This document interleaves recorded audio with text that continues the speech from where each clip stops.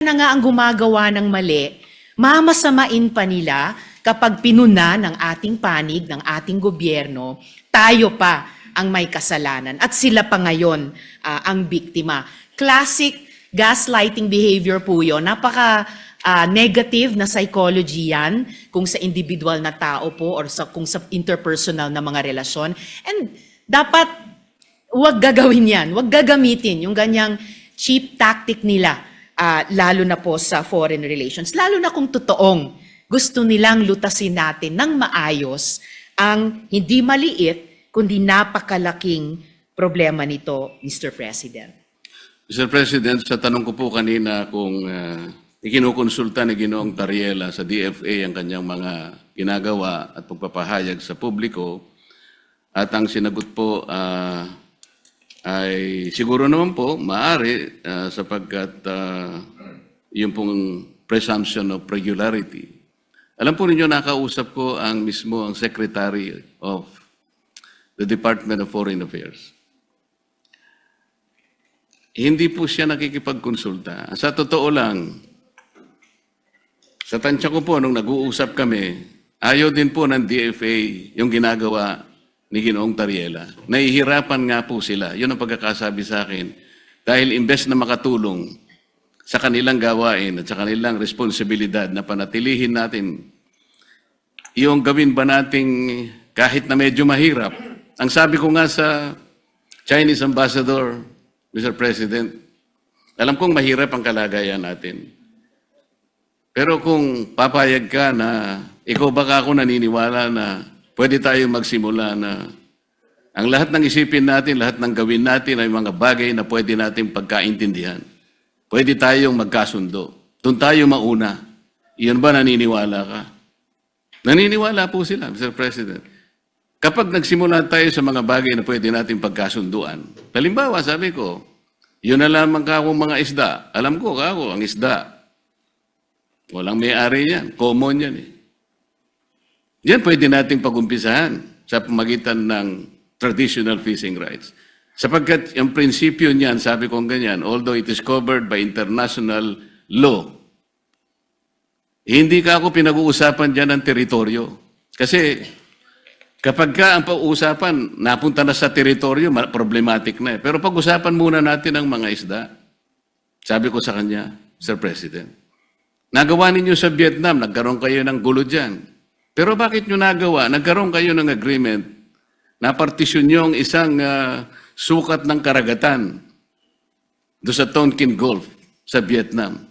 Nakagawa rin kayo ng ganyang klaseng pag-uusap at kontrata sa pagitan ng inyong bansa at ng Vietnam. Tungkol sa isda rin.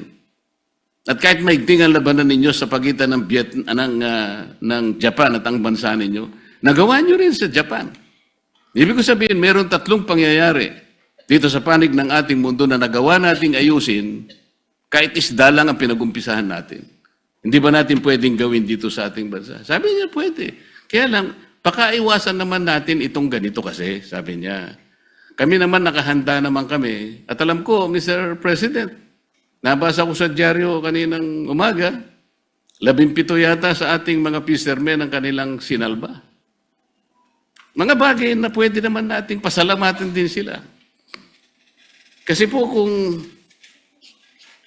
ako po, ayoko din ang ginagawa nila. At sinabi ko rin naman sa kanya ng harapan. Bilang Pilipino, sabi ko, masakit naman ka kung makita ko yung aming mga mangisda na talagang kinakanyon yun ng tubig. Naintindihan naman namin yun, sabi niya. Kaya ang gusto namin, makagawa tayo ng mapag-umpisahan natin. Ngayon, kung halimbawa si Commodore Tariela, habang nag-uusap tayo, nagpapakita ng ganitong mga memes at saka yung mga caricatures na negatibo, Mr. President, hindi po nakakatulong eh. So, ano po ba yung ating moving forward? Wala na ba tayong gagawin kundi puro patutsadahan na lang? Hindi po makakabuti sa pagitan ng dalawang bansa natin. Kaya lang naman po ako tumayo para imungkahi ang ilang bagay-bagay sana na makakatulong. Maaring mahirap po sa umpisa. Ang imumungkahi ko nga po sana, Mr. President, kung meron po tayong panahon sa ating mga committee hearings, imbitahan po natin ang Coast Guard, ang Department of Foreign Affairs at kung sino po ang may kinalaman dito sa West Philippine Sea o kung tawagin po natin ay exclusive economic zone sa pagitan ng napaloob po sa South China Sea. Para po yung komplikasyon po dito na napakarami, kasi yung batas po natin at yung ating administrative issuance na nangyari sa mga nakarang araw at yung mga ginawa nating batas kamakailan lang, hindi ko nagkakamali 2024, hindi po consistent talaga eh.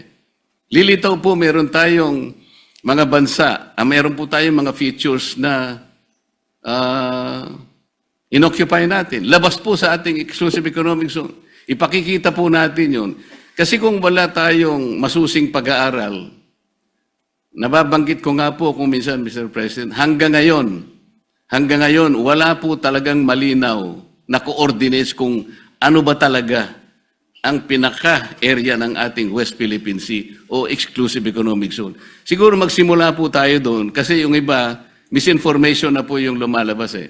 Napaka-komplikado po nito kung pag-uusapan po natin yung mga features na yan at kung ang magiging centerpiece po ng ating foreign policy, ipag-awayin na lang natin ang mga bato sa South China Sea. Palagay ko po nalilihis po tayo. May malaki po sigurong mga dapat pag-usapan at napakalaki ng China, napakamayaman ng ekonomiya ng bansa na pwede po natin sigurong maging siguro kakampi sa mga darating pong mga panahon kung maisasantabi po natin ang mga sigalot na namamayani sa ating bansa. Maraming salamat po, Mr. President. Maraming salamat po sa ating Senator Risa sa pagkakataong binigay po sa inyong lingkod. Salamat po.